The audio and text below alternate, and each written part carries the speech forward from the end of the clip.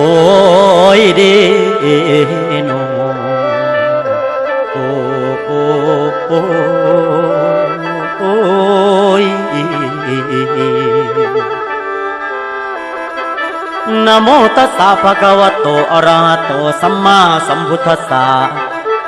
นะโมตัสสะภะคะวะโตอะระหะโตสัมมาสัมพุทธัสสะนะโมตัสสะภะคะวะโตอะระหะโตสัมมาสัมพุทธัสสะสาธุสาธุสาธุนมัสการก้มกราบไหว้ถวายเสียงดังทั่วถิ่นเทวดาเดินดินได้ยินคำผู้เฒ่าเว้าผู้เฮานี้เป็นผู้ใดโอ้โอ้ยต่อกันมาว่าได้พ่อปู่อยู่ในกระท่อมห้างข้างให้เด้อหัวหน้า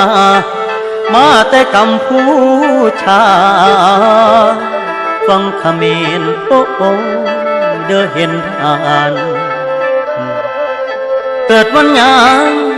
สังขาราอายุไกลก็บ่มีไผฮู้อยู่น้ำหน้าต้นไม้ใหญ่กระท่อมห้างมาเกลี้ยงไก่บ่าวจุฬาพวกใส่เสาเอาได้เขาขึงคาดไว้ให้คนหูโอ้โอ้โอ้โอ้โอ้โอ้ว่าผู้เฮาเขาและน้ำฉันพออยู่เด้อกันตายคนถวายเงินทองผู้บอกขอเงินไว้ไม่กระด้างเทียงน้อยเอ็นกายแสนประเสริฐได้เกิดมาลาสังขารเอายังไปกะบ่ได้ผู้สอนไว้ให้หินตองโอ้โอ้เรื่องญาติพี่น้องบ่เห็นพ้องเที่ยวหาบ่ว่ากัมพูชาโอ้โอ้หรือว่าไทยแต่ใดแล้วแถวคูขัน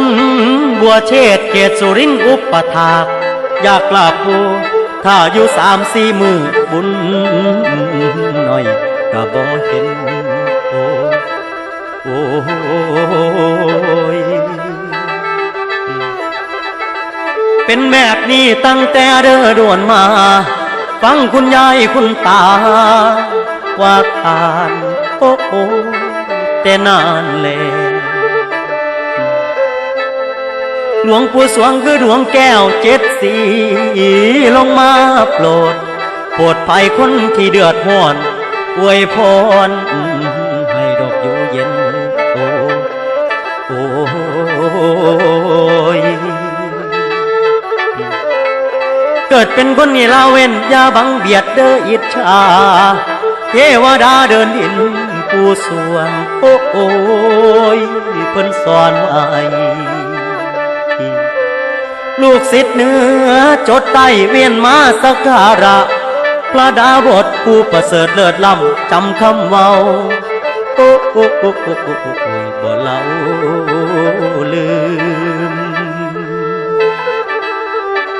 อ้อยเตียสรูนบายตึกเทียพรหลวงปู่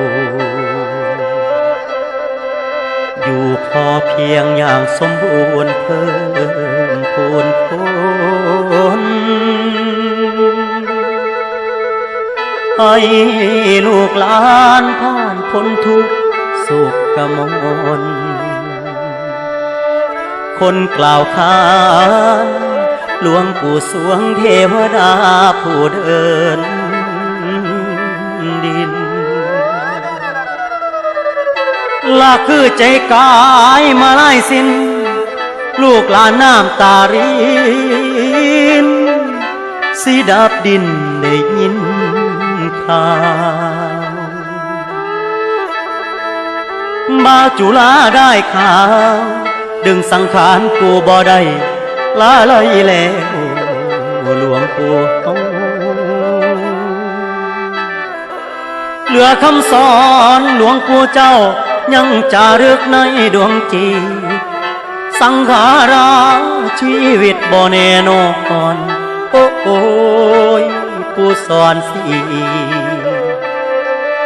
ละทำความดีมีสินมันเดินสายกลา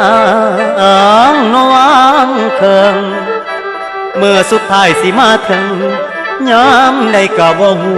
ผู้เที่ยวเว้าโอ้ดอกสั่งสอนโอ้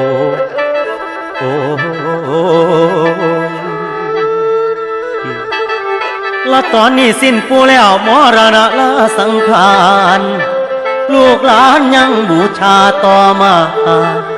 โอ้ยบ่วางเว้นลายังบำเพ็ญเพียรน้อมพนมมือก้มกราบปู่เอ้ยปู่เทวดาเดินดินหลวงปู่สวงโปรดรับรู้โอ้ยบูชาทานบ่เสื่อมคลายโอ้ยเดโนโอ้ยหลวงปู่เอ๋